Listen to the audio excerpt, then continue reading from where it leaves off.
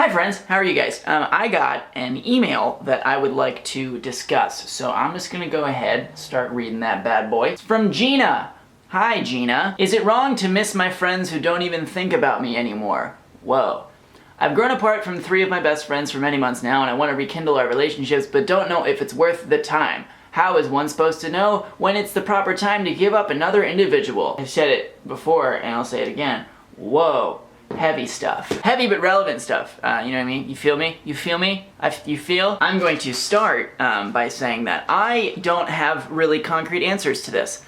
At all. I'm living it. I'm trying to figure out how to do it myself, and it's hard. It can be so easy to be like one of those people who's like, you don't need anyone.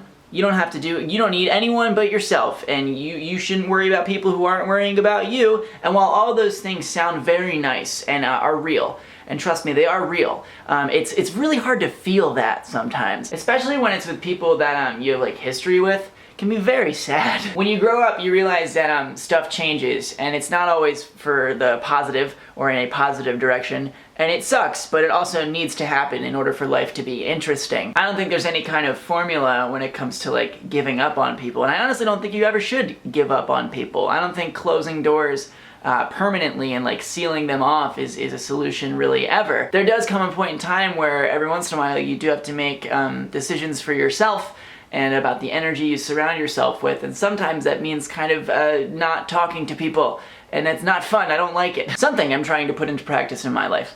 When things get big, scary, and kind of just like very large and overwhelming, generally I try to simplify it down, you know what I mean? I try to like just make it like, what do I have control over? What can I do? And then I try to do that. And then once I've done that, it's like, all right, well I've done what I can do. In this case, when it comes to relationships that you don't feel like you're getting what you should be getting out of them, all you can do is reach out. All you can do is initiate. And if that isn't met, then it's not met, and you've done your part. I get in situations where I'm like, get really sad about people not texting me first, and I'm like, why doesn't anyone like invite me to stuff? And it's like, yeah, sure, you can do that, or you can do the inviting, and you can make the plans yourself. And once you've done that, if people don't meet you, yes, it's sad, but you've done all you can do. Moving forward, then it's just about trying to expose yourself to new people, new places, new things, and live life.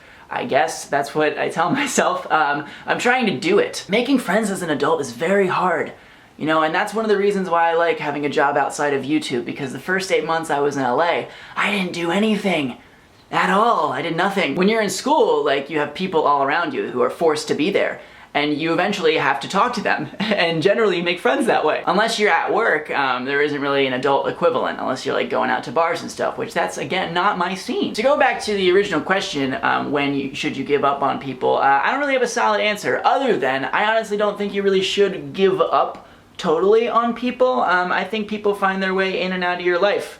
Throughout your whole life, and sometimes you don't talk for a while, and then you come back, and then you figure it out. Like my current roommate, we were friends in high school, and then we didn't talk for like years, and then like she saw a dumb post of mine on Tumblr, and then we started talking again. Now we live together in this beautiful place. I don't want to say everything happens for a reason, because that's cliche and over the top, and I don't believe that there always is a reason for things, but things happen.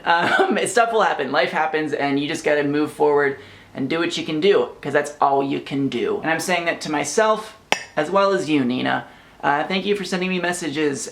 You, Nina, as well as everyone else who sends me messages and says nice things and leave comments and participates in whatever it is that we're doing here. I love you all so very, very much. I'm gonna go now, and I will see you guys next time on Friday. Yeah, it's the return of Backwards Hat Guy. I didn't want to do my hair.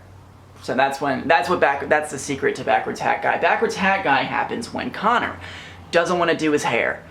So, now you're in on that secret.